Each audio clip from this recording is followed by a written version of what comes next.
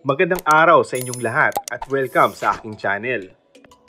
Nagbigay ng opinyon ng aktres na si Julia Montes tungkol sa issue ng cheating sa guesting nito kasama si Alden Richards sa Magandang Buhay para ipromote ang pelikula nila na 5 Breakups in a Romance. Sa kanilang guesting, nagbigay siya ng kanyang opinyon tungkol sa pangloloko. Ayon sa kanya, walang perpekto at sa isang relasyon, nagkakamali ang mga tao. Binanggit niya na kung paano na kung ang partner niya ay magkamali. Hindi ito nangangahulugan na ang relasyon ay dapat na agad nang wakasan. Minsan, baka pwede rin kang magtanong, nung time ba na yun, nung nangyari yun, ay may pagkukulang ka ba, kaya nangyari yun?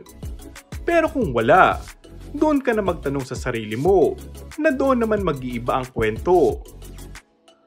Dagdag pa nito, parang feeling ko, cheating kapag ilang beses na, sobra na. Pero kapag yung nagkamali, nadapa. Well ako, ang mindset ko lang, kapag nadapa ba mang isang tao, sino ang gusto mong magtayo sa kanya?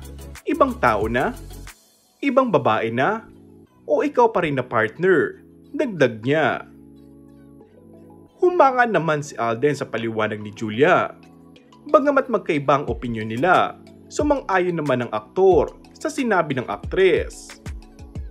Huling napanood si Julia sa telebisyon bilang isa sa mga bida sa FPJs ang probinsyano na pinamumunuan ng kanyang boyfriend na si Coco Martin.